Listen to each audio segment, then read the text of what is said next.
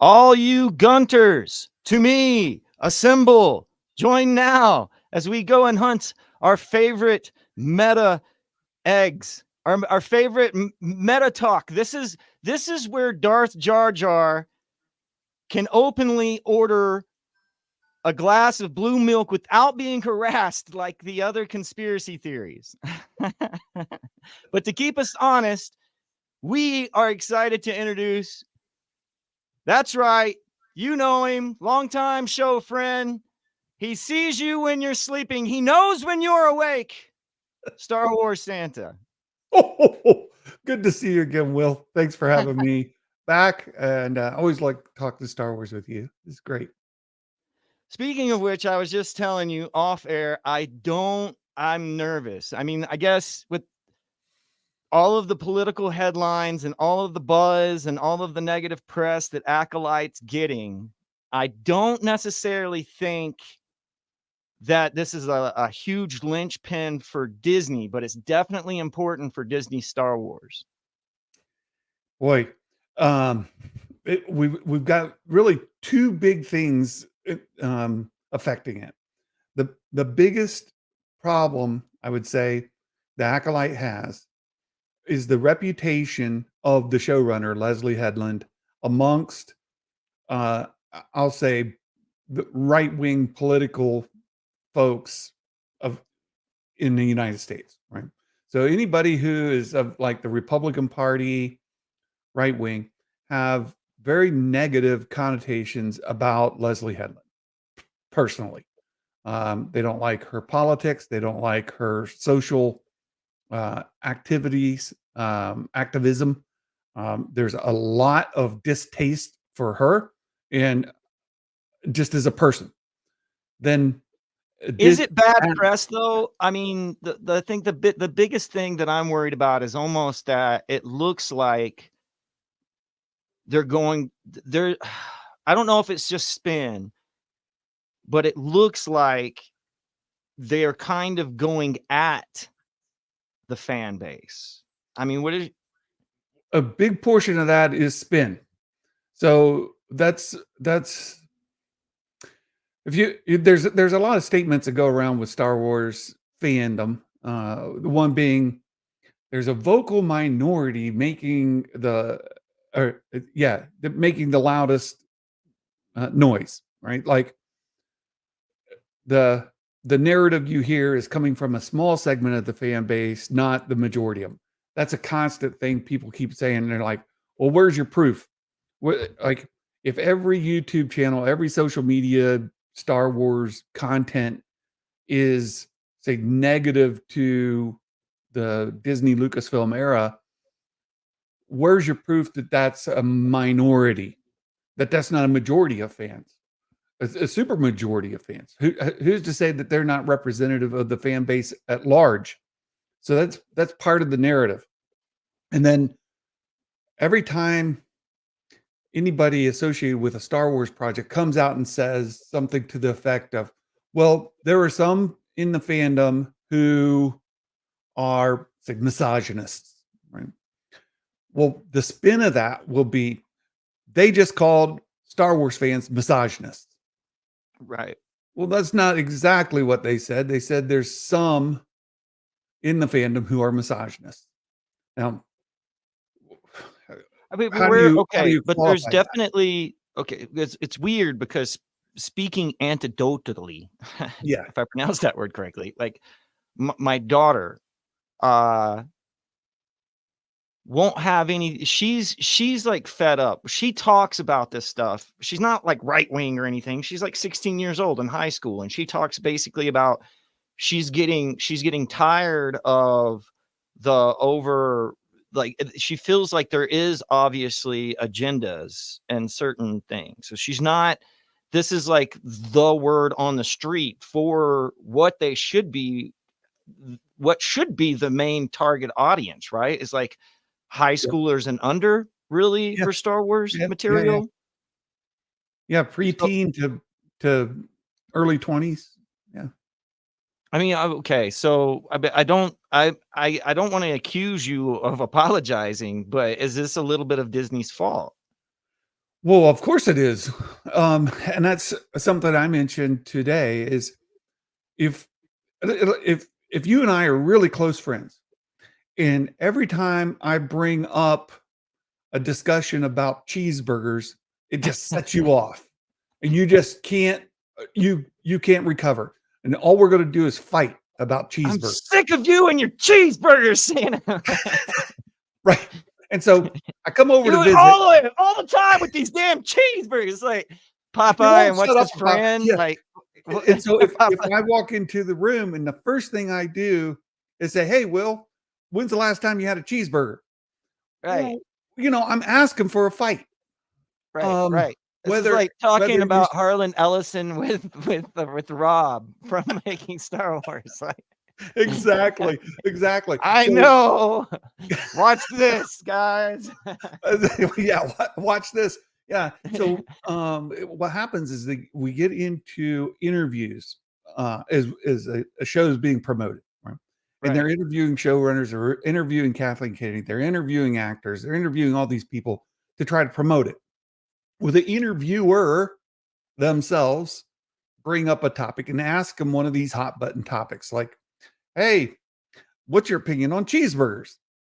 Well, guess what happens, right? Is they answer it, and they then set off a firestorm of people who just are sick and tired of it, right? They're tired of the agenda. They're tired of the messaging. They're tired of the social uh, justice Yeah, nonsense. it's They're just tired weaponized. of it. Right. And so the interviewer asks the question, the interviewee answers it. What they need to do is stop answering it, right? Quit addressing that, and stop talking about it. Because not If because it's only if wrong to everyone talk. had as good PR team as you seem to be by yourself, Santa. So Well, it's not that talking about the thing is wrong. It's that talking about it is going to set off the firestorm every time. right. That's So why they're what you doing it. I think a lot of this is generated by ratings, and like we've talked about before, like part of it. there's this weird feedback loop where it's almost like the ratings of a thing are kind of deciding if culturally if the thing is even worth people's times or not. Like I've seen a lot of like I just went to the theater and watched Planet of the Apes because I Yeah, was interested in seeing it. I actually am a big fan of like what they've done and the old one and the new one. It's just like even if they're bad movies, they're kind of like deliciously bad, right? sure. And but if you go online, like the people are generating, well, Planet of the Apes is a flop, but the Planet of the Apes didn't make a billion, but so forth and so on. It's like, what another flop for the Disney franchise. It's just it's pounding you. Like it almost Yeah. seems. I mean, I mean, we can freely talk about conspiracy theories here, but it feels like there's either this ratings generated feedback loop of negative content for Mhm. Disney overall.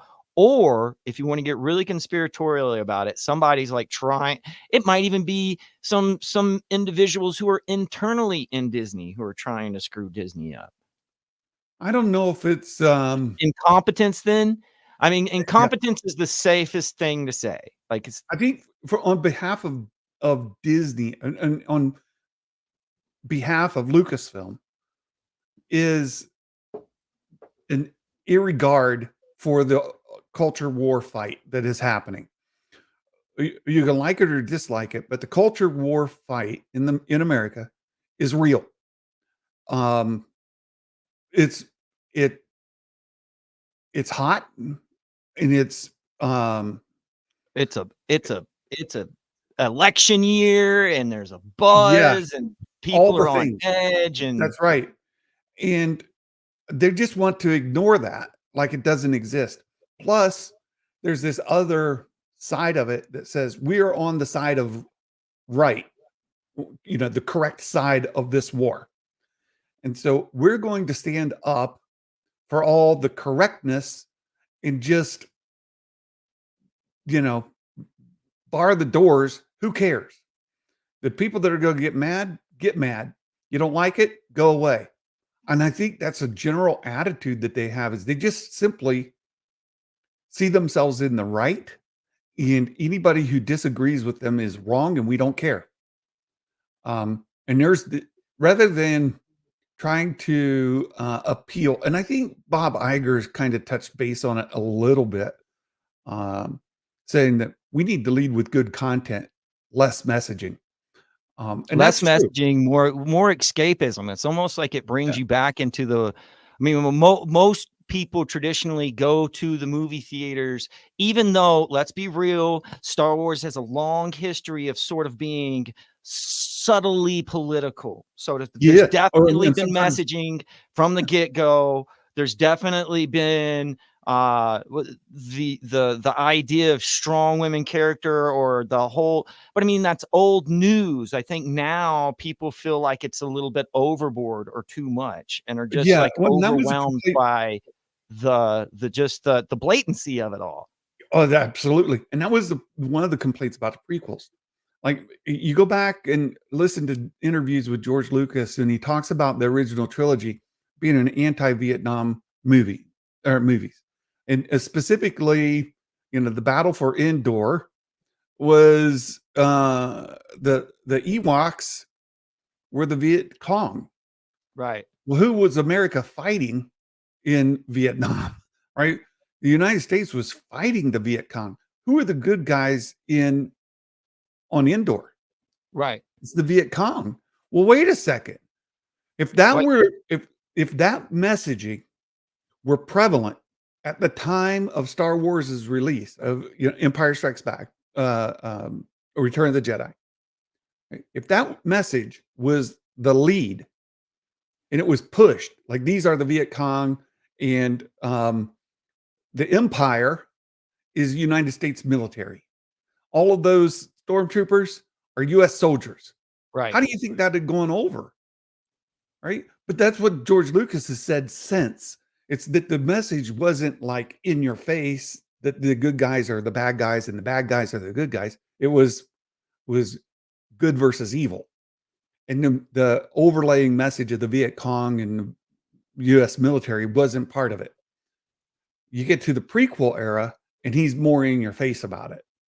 And now in one of the recent interviews George It's all Lucas did, the prequels are almost political to the point of being boring and certain because the first thing that yeah, they're talking about trade embargoes and yeah, on. Oh, yeah, the Jedi are here. Right? Is that legal? right. Well, and if you're not with me, you're against me, right? And Right, George right. Bush stood on That's the George deck of Bush. the Oh yeah, good point. Great point. Great point. Like, yeah, but that was at the exact time that shit was happening, and so like it was very in your face. yeah, yeah, yeah. And George Lucas did an interview recently at Cannes where he was talking about the laziness of writing in Hollywood today.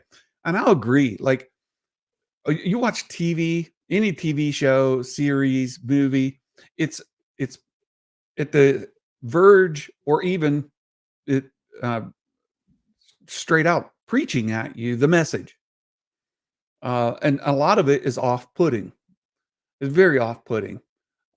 There's some terrible, terrible writing going on TV, streaming shows, and movies that Lazy writing. I think I don't know. lazy. I've thought a lot about that. Like here at Meta Egg, what we like to do is study story, and we're seeing how Yeah, stories relate to each other. I've done a bunch of shows about cartoons, and we've kind of like traced tropes back to one spot. So people have yeah. always kind of like copied, and things are always kind of like George Lucas did that, intentionally and consciously.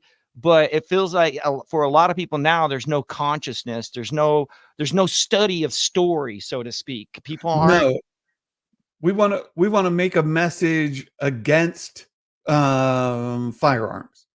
right. Great. We're gonna have a show, and we're gonna say, "Firearms are bad." Just like that. Like, there's nothing showing, like, a story to lead you to your own conclusion about the good or bad of firearms.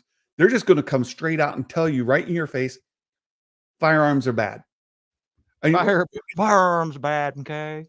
there's no story. Now, to kind of transition this to the Acolyte, and specific to some of the more recent interviews around it, is Leslie Headland, the showrunner, has told a story about family. And if we go back to Star Wars and found family, that is a great story trope that exists across Star Wars. And be it, the kid in the desert who finds his friends, and or the little slave boy who is adopted by the Jedi and has to leave his mom, or the Rey finding her family who abandoned her on Jakku, right? Her family being Poe and Finn and Rose and all those, right? The rebellion, or whatever they want to call them, right? So that element of family is there. And one of the core elements here in the Acolyte has to do with two sisters and their divergent paths, and finding each other and dealing with conflict that exists between them. That's one of the core story elements of the show. And it's going to unfold in the context of Star Wars. Lightsabers, Jedi, bad guys, whoever they are, right? And we're going to see where these twin sisters um, are pitted on their own, whether they're traveling along their own ways, and then things happen.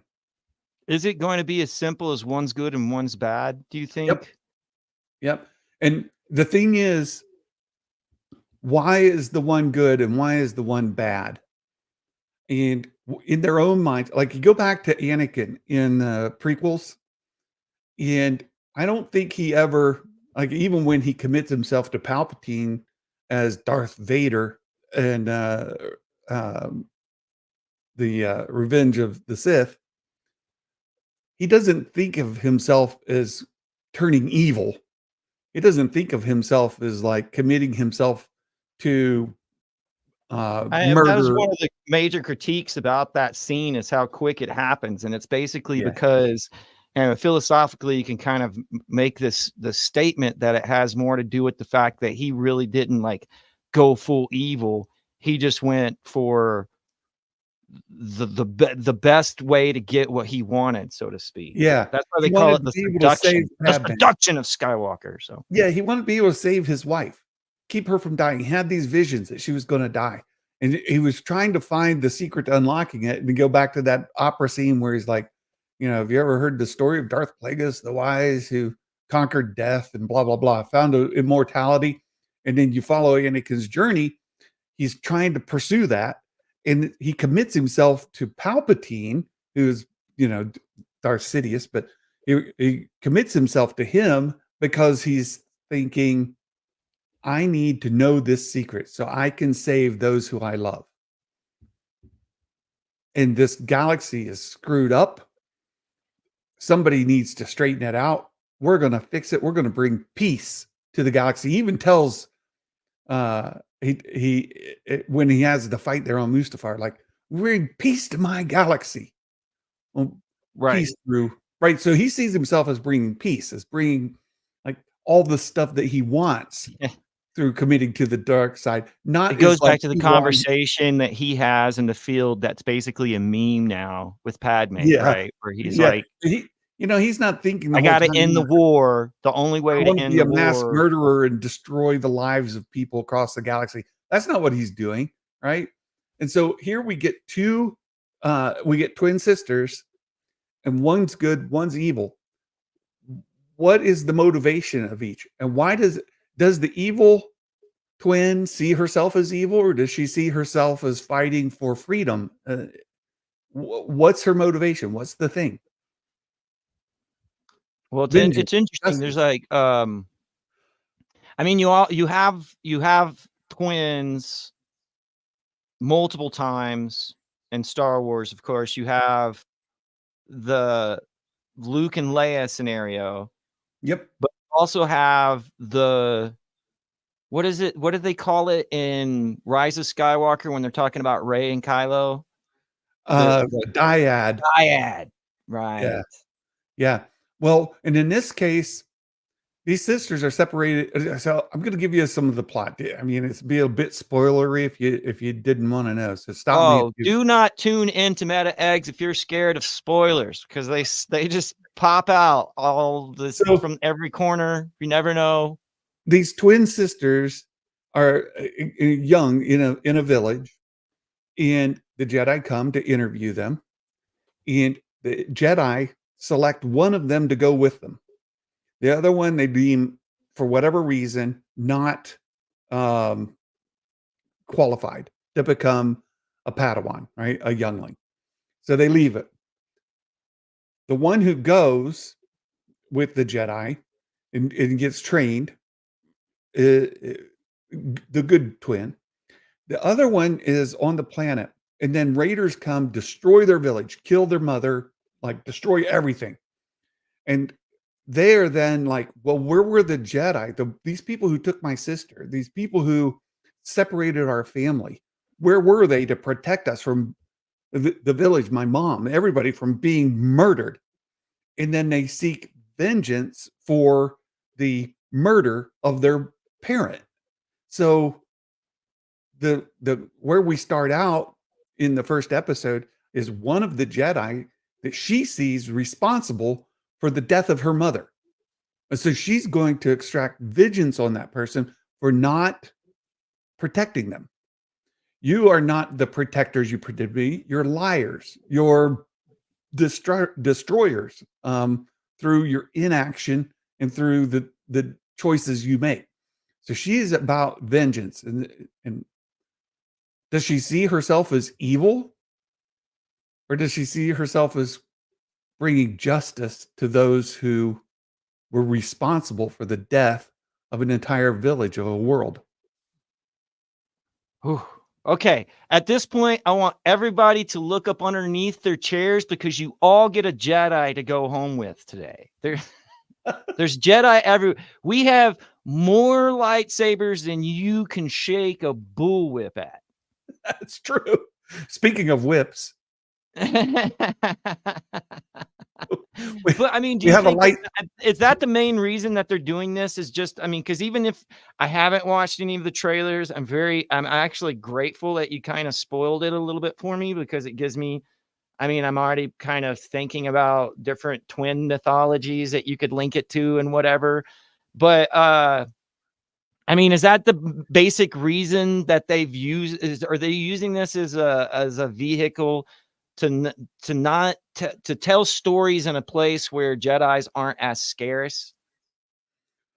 Well, that's the setting they put it in to set up a for the prequels. Like, why were the Jedi so ineffective, and why were they so tied into um, being an arm of the government? Like, they should have been independent. They shouldn't be involved with They're the government. bureaucratic. That's like Yeah. one of the main things that Palpatine kind of brings to the forefront is the fact that I mean, he's using the Senate like to pit against the Jedi, so to speak. Like he's using the bureaucracy of the situation to almost like gaslight them. Well, yeah, and it's one of the things that frustrates Anakin because he's like, "There's gridlock. The government can't do anything. They're so ineffective. We should get rid of the government and replace it with somebody that can do something." Hmm. And Yeah. I like the fact one of my favorite scenes, because you bring up the sequels. One of my favorite scenes is a deleted scene from The Last Jedi, where it kind of explains Luke's problem with the Jedi. Mhm. Like the fact that the Jedi don't work isn't like a new concept. We have Ahsoka too, who's kind of like a Jedi without being a Jedi. She's kind of like a Yep. Ronin. And but the ideas of why, or to explain to people why the Jedi suck, I'm kind of okay with that. Well, some of these are questions that we've had since the inception. Like, w how do they determine which person to take and which person not to take? And what if you ran into twins and you took one and not the other? what would that do to the family dynamic? What would there be any resentment? Would there be any like Is that moral? right? And would you have a situation where sisters um desire a relationship with one another because of their bond, but yet are denied it by the Jedi code? Like, how do these things work out? And George Lucas didn't necessarily address any of that. He just set it up. And it's like, okay, so now we have questions as fans, people all along since since the 70s, 80s have been asking, like, wait, that seems a little harsh, especially when you get to the prequels and you're like, they're going That's around what and I mean. taking kids from their It's always family. been kind of a like this show is based off of another show called Cracked, which you can find on based off the old magazine that would like spoof stuff. But they had this one show where people would sit around this table every night at dinner and talk about like what they called it, the meta aspects of Star Wars. Like, why won't the Jedi? Why aren't they out there saving slaves? Why don't they release? And it can like the moral at the shortfallings of the Jedi, and the basically drove if you follow that thread out philosophically, like it's basically the Jedi's fault that Right, right. Anakin And so went the that's route what he went. and that's this show is going to explore some of that. One of the So quotes it's that you can definitely use going to kind of bridge some gaps to the sequels, like that okay, will, even though it takes place like 100 years before even Yavin happens, like yeah. it's basically going to be informing like the way that we viewed the sequels. It might, So let me throw another thing at you. So is it like 100 years before Phantom Menace, right? That's when this is set. right. So even further beyond Yavin, but yeah. So 100 years before Phantom Menace, there's in one of the well now several of the TV spots for him, the YouTube videos on him. You can see a dude wearing a helmet, which is a very Star Wars thing, right? Darth Yeah. Vader, Kylo Helmet's Ren. cool. Right. Yeah, yeah. And this guy's wearing a helmet. It's got like metallic teeth in it. It's a little odd looking kind of thing. And there's a theory. Hope there there's a theory here that says, who is this person? We have the line from the prequels that says the Jedi or the Sith have been extinct for millennia, whatever. Now, if we bring the Sith in, do we break canon? But this helmeted dude might not be a Sith at all. What if the helmeted dude is a Knight of Ren, like the Knights of Ren from the sequels? Kylo Ren and those guys that went around with him that wore the helmets? What if the dude is a Ren, a Knight of Ren, and it ties to the sequels and bypasses the whole It issue of explain Sith? they could use it as a vehicle to explain Ren, in other words, and develop that whole idea a lot deeper to kind of, because right now we know nothing about Ren really. Like it's Yeah. only like based off of the art of and shit like that. Where is the basis of Ren as far as the EU is concerned? Is there other talking? Yeah, so there is a backstory to the Knights of Ren that go back to the original Ren, who he was, why he started the Knights of Ren, and all of that. It's all carried out in comic book form. And they have a bit of an initiation rite where you have to kill somebody to get in, and it's That's the really kind vehicle Han basically played. Like Han Solo basically plays Ren's way into the Ren. of well, no, he was already a Knight of Ren, Okay. That was like presumably. his way of becoming Sith though, right? I'm kind Yeah, of accurate. yeah. Right. So more likely, it would have gone back to when Ben killed the other people in training at Luke's Jedi Academy in that little flashback scene we see in The Last Jedi. Yeah. where he tears everything down, he destroys everybody, and Luke then says, he killed everybody except a few and whatever. So more likely that was his entrance into like to become a full-fledged Ren. Yeah. Okay. I'll before. Okay, to switch gears because I just had this thought enter my head. I heard somebody say that there was going to be some like fugitive kind of. Okay. So okay. Let me gather my thoughts because you've touched on a couple of different things. First off, do you know what this movie is? I do not. You do not know what this movie is. So I this have not. movie actually spawns a whole thing called the let me see if Rashomon effect is a storytelling and writing method in cinema in which an event is given contradictory interpretations of descriptions by the individuals involved. One example of this would be what you just mentioned, which is the story of Luke and Kylo changes from the point of view, right? Luke's depiction of what happened that night is different than what Kylo's depiction is. Does that make Right. sense? Right. But Headland, not headline, Headland, Leslie Headland has said that there's going to be, this is like one of the very few things that I know about this series, is that there's going to be some, because this is a Kurosawa film, right?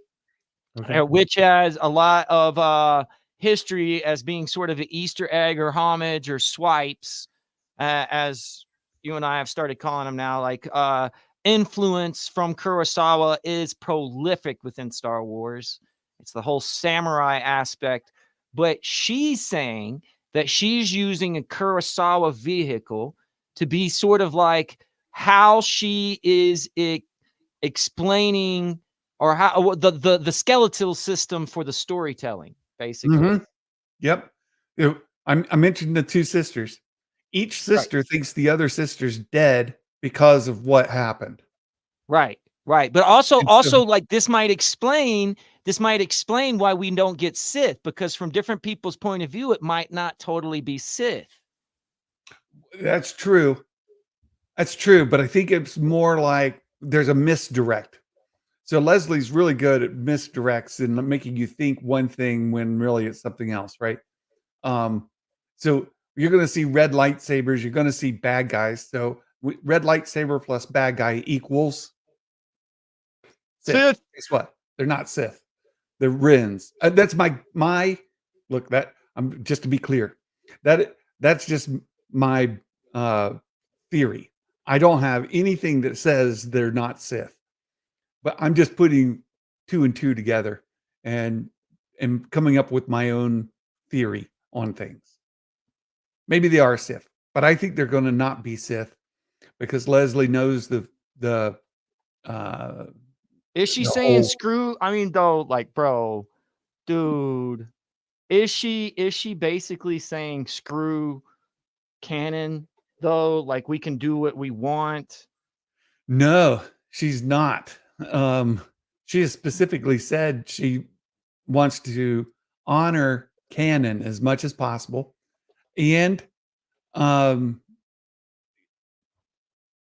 hear Star Wars fans in what they have been asking for. Show them that they're being heard. And there's some things that like there's a scene in the trailer that came out today where you Oh, see speeder bikes going through a forest. Well, there you go. You know, it's indoor again. Um, there's lots of callbacks to the original trilogy. It opens up in a bit of a cantina situation. There's different things that she's trying to honor the legacy of George Lucas in the Star Wars canon, and she talks about trying to walk the razor's edge. And there's a few times where she steps off of the razor, but then she climbs back on. So, because she's just trying to tell a story and not just stick, on the razor's edge. not But just all Esther, this, not just Easter egg after Easter egg. right, right. Okay, so let's see. Acolyte. I can't even spell Acolyte after all of these times looking it up. Star Wars trailer. Here we go. Are we gonna get in trouble for? Can you play the trailer? And You can play the trailer. What I would suggest is turn the subtitles on and turn the audio off okay, let's because see that'll get you every time. the actual. Is this the newest one? Oh my god, that's This like a is not go all the way to the beginning. I don't think it is. Nope, no, it's because not. this one's 5 hours ago. Now there's one that came out today. It starts differently. Let me go to my history and I'll ping it to you. It's called The Acolyte Awake. Oh, AWAKE. oh, I think I saw that one. I thought that was A fan I thought something? that was a woke joke headline. I thought that, Could be. wait, what are they doing? Like, is that intentional? Oh It could wait, be. Could be. So bro, this they're one's the saying one that that's it's got woke. I mean, is that this what has got what this the hell are we talking? Like, bro, are you kidding? It's 30 seconds. Oh yeah, there's dude with helmet, huh? Yeah, yeah. So there you go. It opens up. There's one of the twins, and there's the other twin, the back to back. And this the one girl keeps waking up. So awake, you like see her laying down, she wakes up. There's twice in the trailer she does it. There's second time Oh, right there. And there's our speeder bikes through. All right. Yeah. you get a Jedi, and you get a Jedi. So slow it down to 0.025 speed. It's a lot easier to keep up with. Okay. And we can Slow it we down. continue. I can't do all that. Like, You can. There's the little gear on the lower right hand side. Pop that gear up and in speed the little 0.25. gear. All right. Bottom Let right me side of the what is happening here? window. Okay, the That's little left. gear Yep. right Yep. here. Yep. And Speed. then subtitles on, quality playback speed normal. We're going to go to a half. Go up to 0.25. It's above half. You have to Zero scroll a little right bit. there.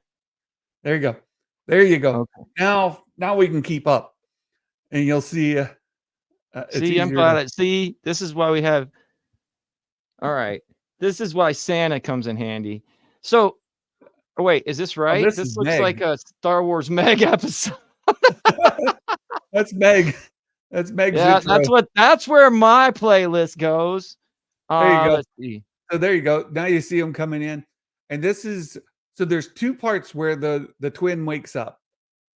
Uh, Okay. so the awake bit. The first one's coming up here pretty soon. This is the good twin, bad twin, and we get these visions of fire that hope it happen a couple times in the video. And here she says, here she is waking up.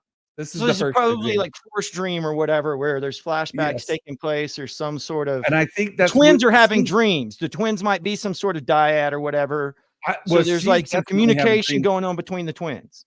Could be, could be. Definitely one of the twins is having these visions. And I think the scenes with fire in it are Uh-huh. actually visions, not fact. Um, and the fire is representative of danger, of Well, turmoil. what she doesn't whatever she doesn't want to happen. There it is again. That because that's There's been a fire. storytelling plot before, like, There's the second time she wakes up. Now, right. stop it here for just a second Okay. and go back 1 second because I think there's some significance to what we just saw as far as like filmmaking is concerned. You'll see that Okay. when she wakes up right there, the screen is vertical.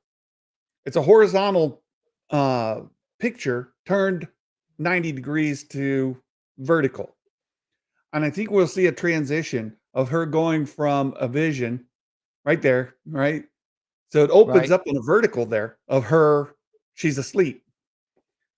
And I think what may be leading into that is one of those fire scenes. Okay. And in the fire scene, you'll see her like standing in the scene, and it'll transition to her. So she's vertical here, vertical there. But in the second one, she's actually horizontal, and then it flips, right? So that's to show us that she's just had this vision. She's had this dream. Now she's awake, right? So that's the title of the trailer is Awake. And she's waking up. She's having The these Force visions. is awakened. Okay. Maybe The could be Force is also a woke. reference to, but she's Oh actually Lord. waking up, right, from a dream state, from a vision state. Yeah, Right. you Right. got it. But see, we see bows right here, though. Wow, I just noticed that. Are those bows? Bows. Those are I'm not bows. sure. Are they? Like right here in these ladies' hands, these are bows. That's a bow, and that's a bow. But that's a Jedi, right? Is this like, well, who has bows? Those are not Dathomir witches, are they? Um. Oh, good point. Good catch, Will. So there's oh, Who and is this? right before that was the speeder bikes going through the woods. Right. Yes. Right Let's before let's this. let's talk about that first. We'll get here. Okay. So it's just before this. Just Right before. here. Yeah. Yeah. There you can see speeder bikes coming through the woods right there. They're looking at you, right? Their headlights there. Yeah. So there's speeder bikes, and you can see them get on them and boom through the woods. That's indoor esque, right? Right. That's a And there's the throwback. speeder Yeah. bikes. They're That's a different throwback big speeders, time. but they're definitely Now, like a th- reference. there's this lady who is a witch. We'll see her in a minute. We've seen her before as well.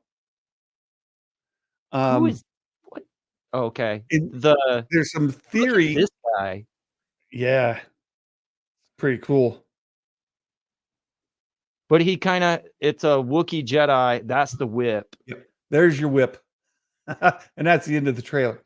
So Okay. there's a witch Oh, wait. like lady. She's a black lady wearing some pretty fancy garb Yeah. in Yeah. this. Yeah. Yeah. Yeah. This Yeah, kind of, that there she lady. is. That is There. witch. Okay. She's a witch. Is she a witch of Dathomir? That's the question. Well, we could have People different think, witches, right? And even on Dathomir, I guess according to there's like lore now that they almost have like friggin' Avatar waterbender type different yeah, cults and magic types and powers and all kinds of stuff like that. and yeah. So and Mike Porter. Yes, I do think the haters will hate Acolyte, whether it's good or bad. I But agree with you. yeah, but But does that like like, oh my God, like but these witches, it does seem like even on Dathomir, to your point, there are different clans on Dathomir, and each of those clans have like their own mother. And this could be the mother of another clan, either on Dathomir or somewhere else, but of the somewhere else. same There could sort of. be a whole network that goes outside of Dathomir that we're not even aware of yet, because Sure. they've definitely leaned more towards that, and stuff like Ahsoka has a lot more is open to a lot more witch lore. But now, of course, with the Empire, the TV show. Oh, I got a question for you. What would you rank the best? Not your favorite sequel movie. We'll throw the sequels out.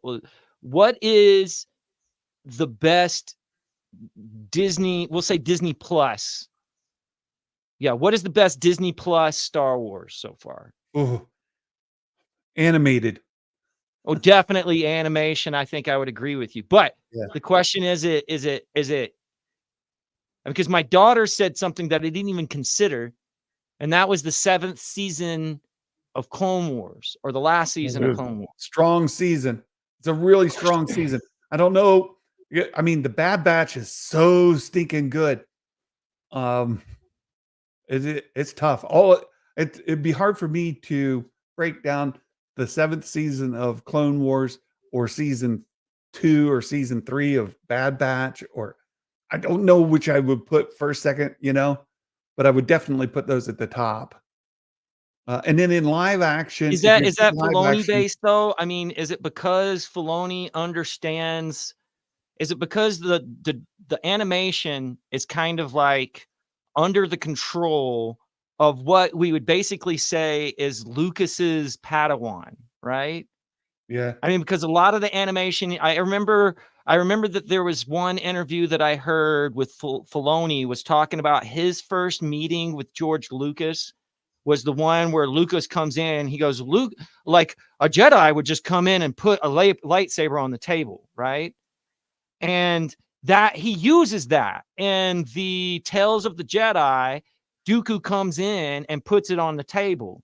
So it's like, I feel that Filoni has sort of, he understands Lucas's point of view that he's planning for the future. I mean, I think that Omega is definitely evidence that he wanted to develop a character over a span of multiple seasons. It wasn't just an idea, it wasn't just a character, and let's put the character in the situation. I have a plan on where this character's going. What I'm nervous about is if that hope I have for Star Wars is all Filoni base, and that Headland doesn't have. I mean, Well, I think here's you've the done a good job to tell me that there's at least some sort of connective tissue that she's planning for the sequels, but is she I think planning to keep this story going, well, there's a or is hope. The plan for the Acolyte is for it to be multi-seasoned. And right now there's a big fight going on with the fans saying, and there's the Mike Zeros of the world who are saying, "Oh, it's canceled." But whatever. We'll wait and see. That's Mike Zero, not Frank Zero. Frank Zero's cool, just so we okay, So Mike Zero, anyway, you're making a good points, but that, I mean, we're talking about that negative feedback loop again. there is a plan. There is a plan for it to be multi-season, and Leslie has that plan. Plus, she is a super fan, so she understands the lore. She gets where it's coming from. So I want to get to this witch here real quick because we just saw her, and then right this scene right here, Yeah, this boy is standing in front of her. Right, she's right in front of him, right. and his But it's eyes go definitely completely- witches because this is that scene, right? Yes, yes, his eyes go completely black, and then these witches have these bows. So are these witches Dathomirian type witches? Are they different entirely? That's the question. We don't know.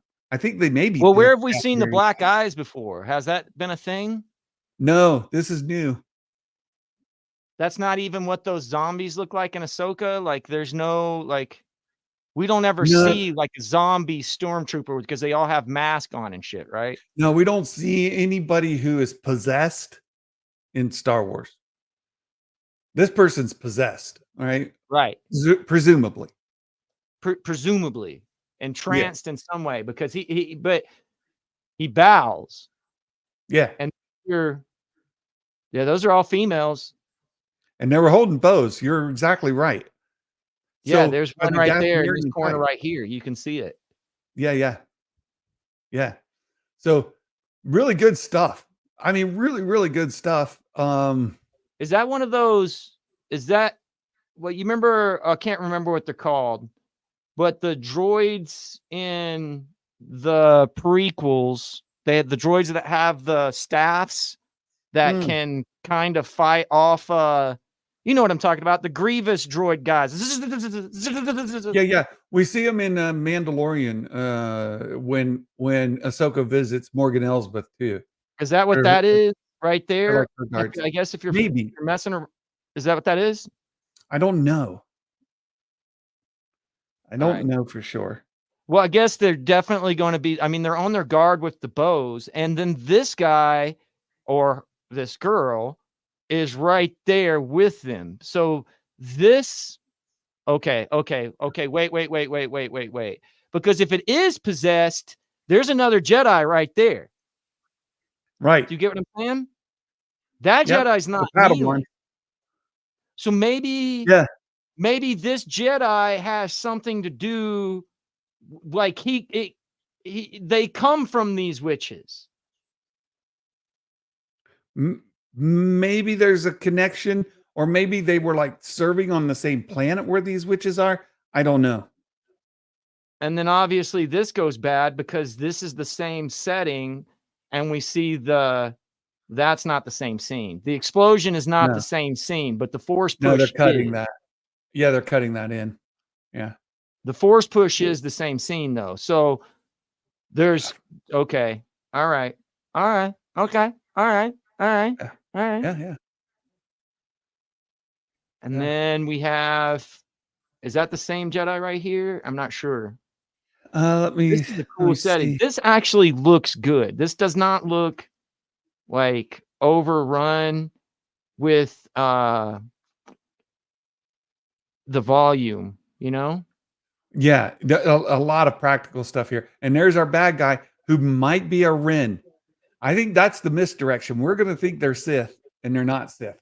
My Is that theory. Here's twin the theory. though in the Ren helmet? Is that what we're kind of guessing? I don't I think it's a male. And if you listen to this, if you listen to this with the audio on, there's a Uh-huh. voice It modulation on the person in Oh, the it helmet. does say something? Yeah, at the very beginning where it says the Jedi, what's the first quote? The Jedi live in a dream. It's very voice modulated, like heavily voice modulated. If you turn the audio on, turn it back to regular speed, and just let it play the first like 5 seconds. Um, you'll Oh, hear I that have voice to turn the modulation. feedback. Yeah, turn it back to normal and unmute it. Um,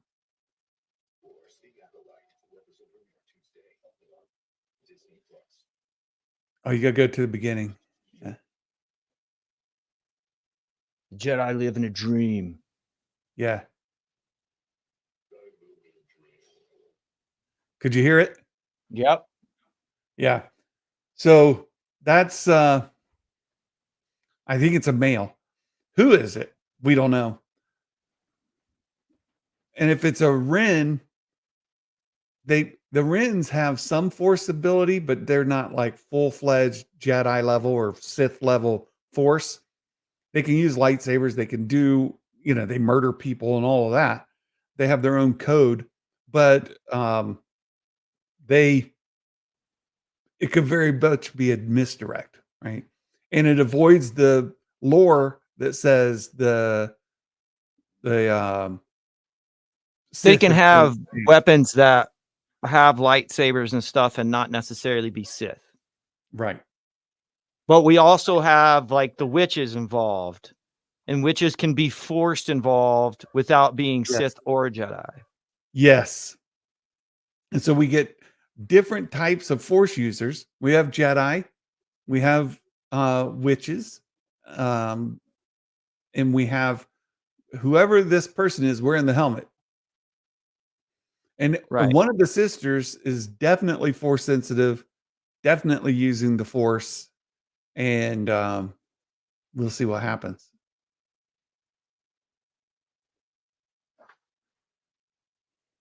I think, okay, I'm more interested now. But come on, man. They call it a wake, bro. Like what we were talking about at the first is Yeah. substantial. I don't know if it's marketing though. Like I kind of suspect with like the news article coming out and they're playing some sort of marketing game because I feel like they already know the press is going to be negative. So they're kind of like leaning in, you know? Could be. Could be. Are they being meta in their own trailer? Meta Wait. marketing.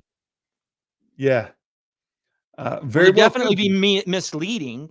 I think that, you know, you're right in that they're playing certain games here, we know for sure. But Well, I if mean, I think personally, because I live in DIA, right? I live in Denver, and we have like this historical airport that is kind of linked to a lot of conspiracy theories. But the airport has leaned in because they started doing renovation. So now if you go into the airport at DIA, there's billboards that have like lizard people on them. And it's nice. like a joke, right? Well, I mean, the opening quote in this says the Jedi live in a dream, Right. and we're going to wake them up. That's what it Right. goes on to Yes. say later, right? Yes. And twice in the trailer, we see this girl wake up, Right. like from a vision, a dream sort of thing.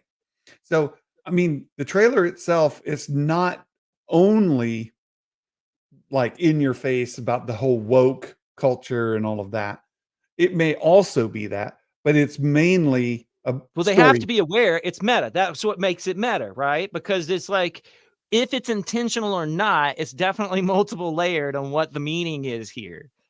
But I mean, like, let's talk about Disney here for a second, because there's a lot of scared shareholders out there. And basically, from what I hear, the news is all based is not necessarily off of Star Wars, but it's off of Moana. Moana 2 coming out this year, and then the public's reaction to the updates that Disney's made within their theme parks. Yeah. Because you're not Right. just a movie guy. You're like, you do the toys, you do the theme parks, you know about all of that stuff. So let's talk about this stuff. What kind of situation is, and then that will bring us to an hour. Then you can give us a conclusion, because you basically convinced me to be more. I'm more pro Acolyte than I was at the beginning of this podcast. I'm excited now. I Well, was good. kind of starving myself because of the bad press, Yeah. but I think that I can look past the bad press now. But I hope so. regardless, bad press or no, Disney is in a little bit of a situation here. Well, I would say Hollywood as a whole is definitely in a situation, and we've Touche. Good seen job. Disney at the sort of at the front of the line getting hammered, like, the Indiana Jones movie, and like there's just movie after movie after movie that have fallen short and lost money. So is Moana going to break that? Moana 2. Is it going to make them money? The theme park changes. There's a big I guess there's some controversy there as well. They took an old ride about a movie that probably nobody has seen. I mean, the Country Bear Jamboree kind of thing, right? All of that is replaced now with Tiana's Adventure. Tiana's swamp Tiana, ride in a yeah, mountain. Weird shit. she's a very popular princess. I can tell you. Like I get, From right. I Right. get But tons I of mean, girls. from what I hear, Moana is their cash cow right now. As we stand in 2024, Moana makes them more money than anybody else. Oh, she's However, Tiana is what you would call like new Disney, and she's very popular. I mean, very I've popular. seen I that get movie tons hundreds of of times. girls. And when girls come up to me at Christmas and they say they like a Barbie, I'll say, "Oh, do you like princesses?" And then most of them say, "Yeah." I say, "Who's your favorite princess?" Just to get an idea. And then, of course, you get a lot of Annas and Elsas and whatever. But Tiana is right up there at the very top. And a lot of people saying that. So, what was that in the Ice movie? I don't know. What Ice movie? So, Uh, so in any event, yeah, Disney has some course correction to do. And Bob Iger has said, we're going to focus on quality of story. And one of the things that has me very hopeful with the Acolyte is that Leslie shared that her and her youngest sister are in not speaking terms. They have a very difficult relationship between the two of them personally. And this story is between Is two reflective sisters of that, who are not in obviously. speaking terms. Right. Right? And so that's very personal. It's a story about family. It's a story about relationships more than anything else. That, and I think that's important. When you go back to Bob Iger, Elsa's. Okay, so when you go back to Bob Iger talking about we need to focus on storytelling. We need good stories. We got to get away from the messaging so much and lead with compelling stories. I'm hopeful that this Acolyte is going to be that. I very, very much hope that this is story driven and we care about these sisters. We care about them. And one of the things was when it was originally pitched, when Leslie pitched it to Kathleen Kennedy said she was drawn to tears over it.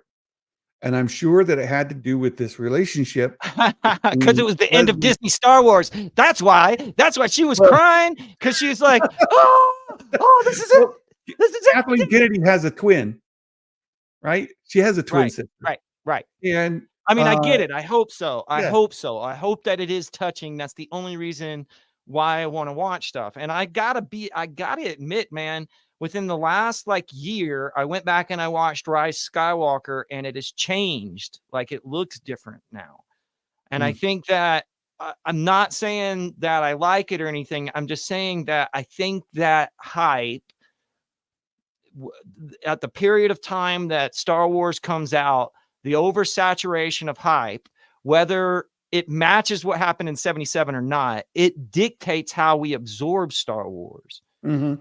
And I kind of like, I wish I want it to stop, bro. I want like the YouTube algorithmic tail chasing, we'll call it. Yeah. You know what I'm saying? And that Yeah. like there's this idea that people have to make shit bad before they even see it just to get Yeah. likes and views on YouTube. Like they have to It's talk negative. 100% true. Yeah. Nobody's seen an episode of this. Nobody, I mean, now we've seen some trailers, but people are talking about how it's gonna be full of messaging, it's gonna be trash, it's gonna break lore, it's gonna be how do you know any of that? All of it's going off of what they are thinking about the showrunner and her own political, and social activism.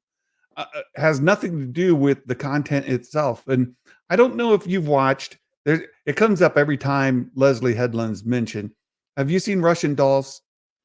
No, I mean, I just kind of earlier was looking up her list and that was like on the top of the charts. I know what it It's a, is. it's very good, and I think that one of the things in Russian Dolls, the basic premise is this woman can have premonitions of the future, and so she can guess a lot of things that are going to happen, and she ends up making this casino tons of money because she can guess what's going to happen, right? She can tell people she can tell if you're lying or telling the truth. Just by you say a word, she knows if you're lying instantly, right? She knows it. So she can really help the casino because if somebody says, "Oh, I'm going to raise you," she knows instantly that they're bluffing, right? So Okay. she really helps this casino. She ends up double That's crossing them. not what I thought that show was about. Really? Wow. She double crosses them, and then she ends up going on a chase across the United States, going into hiding, and the casino henchmen are after her. And she's running spot to spot. Every episode then has a theme to it. And there's one episode in it particularly that I remember very, very clearly. That's the special effects guy for Lucasfilm back in the day. Mm-hmm. You know who I'm talking about? Um, I just went blank on his name. All I can think of is Ralph McQuarrie. It's not Ralph McQuarrie. It's the No, guy that's that the did, artist guy. yeah, yeah. The guy that did the special effects for Lucasfilm. Oh shoot. There's an episode that is basically him. It's about it's sort of a he is the character. It's a fantastic series. It's really well written. It's immensely entertaining. This actress is great. Yeah, Uh I've seen her before. I like her. She's been on quite a few different things. yeah, she's got a real gravelly kind of voice. She's great. Gravelly kind of voice and real. She's kind of short and she's Yeah. got spunk. Yes. So it's a good show. But so the hope is that uh and Leslie said something about these episodes. I'll misquote it, but it reminded me of the Russian Dolls thing where each episode is sort of self-contained and has its own sort of theme. And I get that same sort of vibe about what the Acolyte's going to have is that each of these episodes are going to um, have their own sort of theme to them and some misdirects. And that happens in Russian Dolls all the time. Now, It's the other very part of it twisty. is she is a Russian and she's Jewish, and they lean into that a bit too with the Russian mob and blah blah blah. Well, a stark raving redhead like that being a Jewish Russian who's sort of like a mystic. It looks like it says dying is easy, it's living that's hard. So maybe it's like a near death experience that Well, creates her psychic ability. yeah, there's this death experience and coming back from the dead.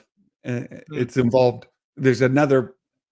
episode in there too, where same sort of thing.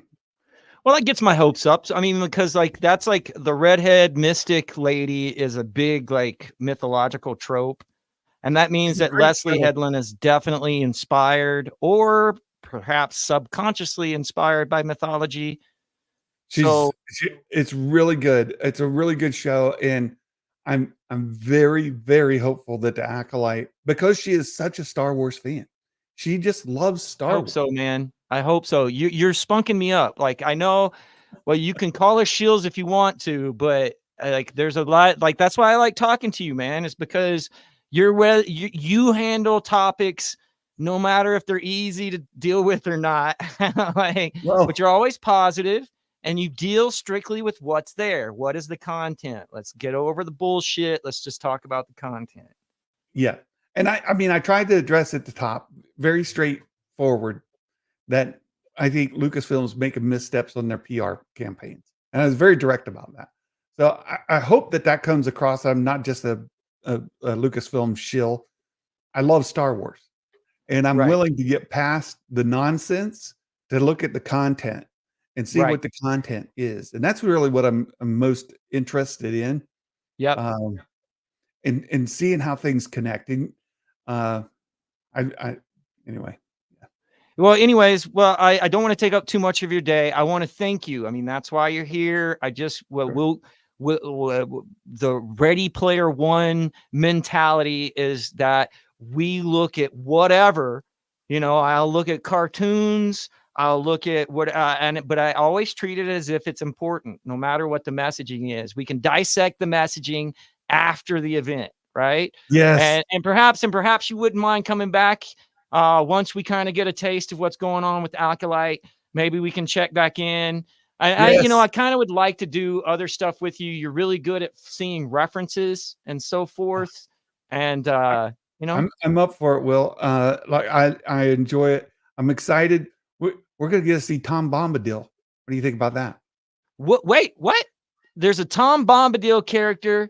No, Okay. in Wait, the I got next chills. Hold on a second. I didn't know this because most people don't even know who Tom Bombadil is. in season 2 of the Rings of Power. Okay. Okay. Wait. So you're talking about the Amazon Prime, right? That's Amazon Yeah, Prime series.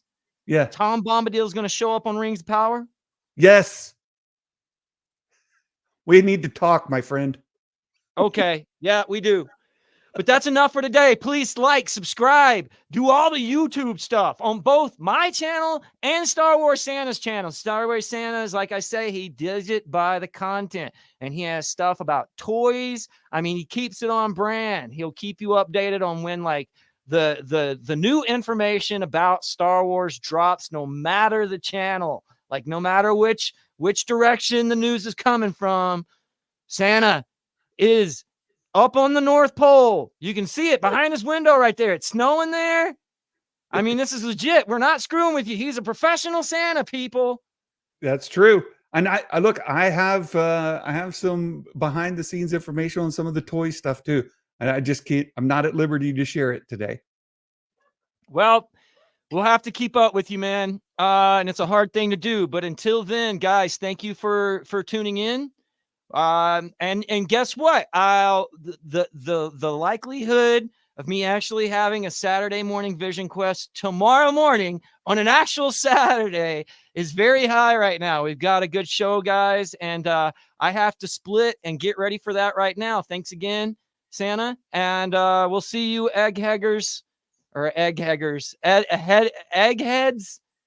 Again, thanks, man. Thanks, Mike Porter. I see you blowing up the chat room, man. Thanks, guys. We'll talk to you soon.